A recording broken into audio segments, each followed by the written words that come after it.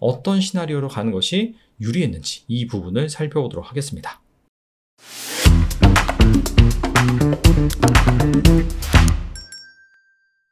2021년도 얼마 남지 않았습니다. 거래일 기준으로 딱 4일 남았거든요. 마지막 관문이 있죠. 바로 배당락입니다.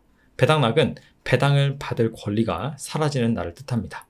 일반적으로 이 배당락일에는 배당주들의 주가가 하락하기 마련입니다. 배당을 받을 수 있는 주식과 받을 수 없는 주식, 당연히 가치가 똑같지가 않겠죠. 시장 참여자들이 이 배당주를 배당락 당일에 매도를 함으로 인해서 주가가 하락하는 게 일반적입니다. 그런 차원에서 국민주식 삼성전자 같은 경우에도 대표적인 배당주죠. 배당 수익률이 한 2%에서 3% 사이에서 형성이 되고 있습니다. 자, 그래서 과연 삼성전자 배당락이 발생하기 전에 팔고 배당락으로 인해서 주가가 떨어졌을 때 다시 사는 것이 좋을지, 아니면 배당락일 그냥 주가 하락을 막고 대신에 배당을 받으면서 그냥 보유를 하는 것이 좋을지, 오늘은 이 부분에 대해서 알아보도록 하겠습니다. 자, 먼저 2021년 배당 관련 스케줄에 대해서 짚고 넘어갈게요. 배당 기준일은 12월 31일입니다. 12월 결산 법인의 기말 배당 기준일입니다. 자, 이때 주식을 들고 있으면 배당을 받는다, 그렇게 보시면 됩니다. 근데 31일은요, 아시다시피 주식시장이 열리지 않습니다. 그렇기 때문에 실제로는 12월 30일까지 주식을 보유하고 있어야 돼요. 이때가 바로 마지막 거래일이다. 근데 주식 같은 경우에는 사자마자 내 것이 되는 것은 맞습니다. 하지만 실제 그 주식이 나한테 입고되는 시기는 매수일 기준으로 이 영업일 후입니다. 커머스를 생각하시면 쉽습니다. 우리가 온라인 쇼핑에서 물건을 사면 사자마자 내게 맞죠. 하지만 배송되는데 하루에서 이틀 정도 시간이 걸립니다. 주식도 마찬가지다 라고 보시면 됩니다. 자, 그렇기 때문에 30일까지 내가 그 주식을 보유하기 있기 위해서는 28일까지는 사야 됩니다. 근데 만약에 28일을 넘겼다라고 한다면 그때부터는 배당을 받을 수 없습니다. 그래서 29일이 바로 배당락일이다. 자, 그렇다면은 이 삼성전자 팔고 다시 사는 게 유리한지, 아니면 그냥 보유하는 것이 낫는지 배당락에 따른 시나리오 한번 살펴보도록 하겠습니다. 자, 먼저 팔고 다시 사는 게 유리하다라는 의미는 무엇이냐면, 배당락 당일에 주가 하락률이 배당 수익률보다 큰 경우입니다. 이 경우에는 그냥 팔고 다시 사는 것이 낫다, 이렇게 볼 수가 있고요. 반면에 그냥 보유하는 게 유리한 시나리오 같은 경우에는 배당락 당일에 삼성전자의 주가가 하락하는 그 하락률보다 실제 보유했을 때 받을 수 있는 배당금, 주가 대비 배당 수익률, 이게 더 높다라고 한다면 팔지 않고 그냥 보유하는 게 유리하다라고 볼 수가 있겠죠. 자, 그렇다면 지난 10년간 2011년부터 2020년까지 과연 삼성전자의 배당락 당일의 주가 하락률, 그 다음에 기말 배당 수익률이 어땠는지, 어떤 시나리오로 가는 것이 유리했는지 이 부분을 살펴보도록 하겠습니다. 2011년부터 2020년까지 삼성전자의 배당락 당일 주가 하락률과 기말 배당 수익률입니다. 자, 여기 배당락 당일 주가 변동률이 나와 있고요. 여기에는 기말 배당 수익률이 나와 있습니다. 그리고 배당락 당일 주가 변동률을 A, 기말 배당 수익률을 B로 했습니다. 그래서 A랑 B를 더한 값, 이거를 여기에다 쭉 나열을 했는데, 자, 쉽게 말씀드리면 이 A 더하기 B 값이 마이너스가 나오면은 배당락을 피하고, 즉 배당락 전에 삼성전자 주식을 팔고 그 다음에 배당락으로 주가가 하락했을 때 그때 다시 사는 그러한 시나리오가 유리하다라고 보시면 돼요. 반면에 여기 플러스 값이 나오는 것 같은 경우에는 그냥 배당락을 막고 배당을 받는 것이 트레이딩을 하는 것보다 유리했다라고 보시면 됩니다. 자, 그래서 살펴보니까 2011년과 그 다음에 2014년 이때를 제외하고는 그냥 보유를 하고 배당락 주가 하락을 막고 배당을 받는 것이 훨씬 더 이득이었다라는 것을 알 수가 있습니다. 그래서 종합적으로 따져보면 10번 중에 8번은 트레이딩보다는 그냥 보유하는 것이 낫다라는 결과를 얻을 수가 있었습니다. 자, 이거는 삼성전자 보통주에 관한 데이터입니다. 그렇다면 우선주는 과연 어땠는지 그 부분을 살펴보겠습니다. 자, 같은 기간 삼성전자 우선주의 배당락 주가 하락률, 기말 배당 수익률 데이터입니다. 근데 딱 봐도 이 A 플러스 B 값이 마이너스인 지점이 2014년 단 하나밖에 없어요. 그래서 삼성전자 우선주 같은 경우에는 트레이딩 하는 것보다 이렇게 그냥 보유를 하는 것이 10번 중에서 9번 더 긍정적인 시나리오를 냈습니다. 자, 재미있는 거는 배당락 당일에 삼성전자 우선주의 주가 변동률을 살펴보면 하락한 적이 별로 없어요, 생각보다. 여기 3번 있고, 그 다음에 작년 같은 경우에 이렇게 한번 존재를 했죠. 즉, 10번 중에서 4번 정도만 배당락 당일에 삼성전자 우선주 주가가 하락을 했다. 오히려 6번은 상승을 했어요. 그래서 여기에서 알 수 있는 건 무엇이냐면 배당락이 발생한다라고 해서 배당주의 주가가 무조건 하락하는 것은 아니다 라는 것을 알 수가 있습니다.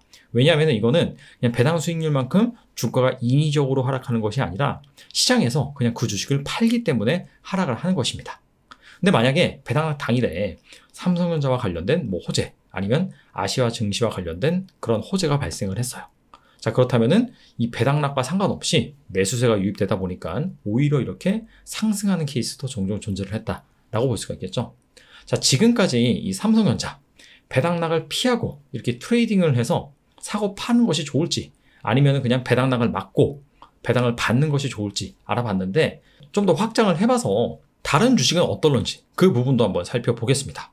그래서 가장 먼저 확인해 볼 부분은 바로 코스피 지수.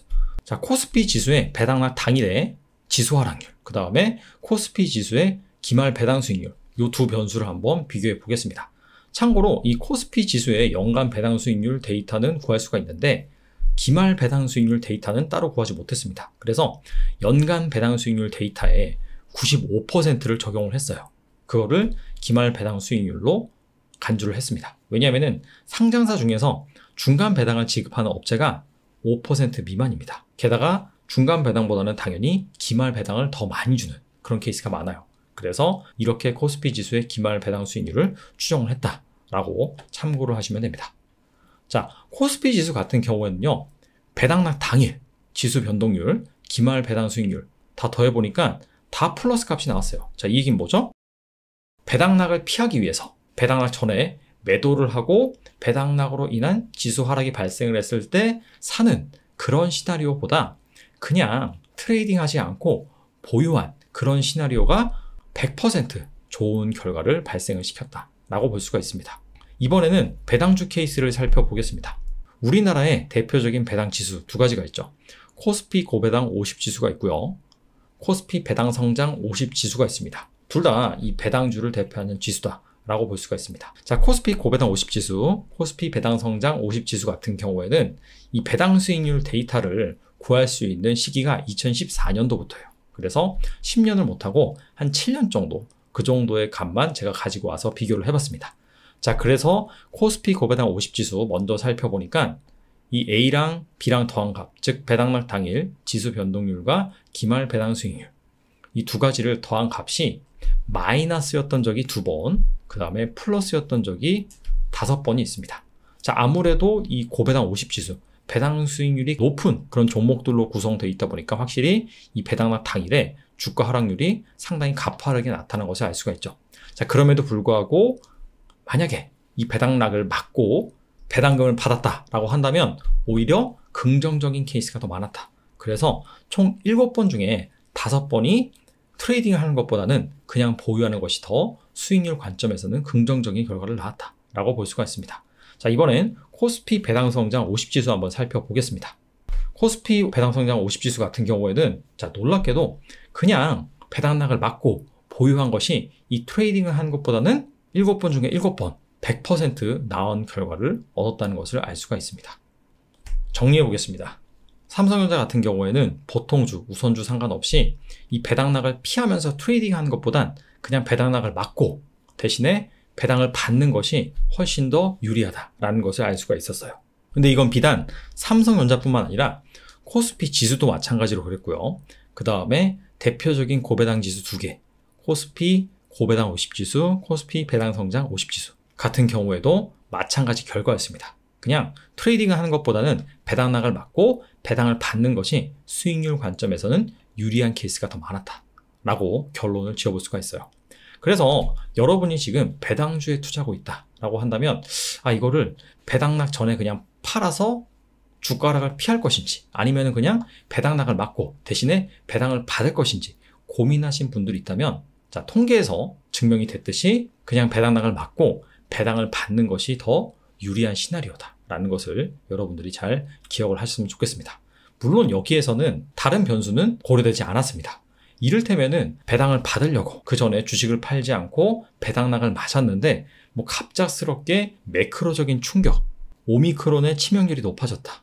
아니면은 갑자기 어디에서 전쟁을 한다. 그때 때마침 발표된 경제 지표가 상당히 안 좋게 나왔다.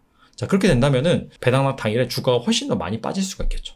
그래서 그런 케이스는 여기에서 고려되지 않았다라는 것을 여러분들이 참고를 하셨으면 좋겠습니다.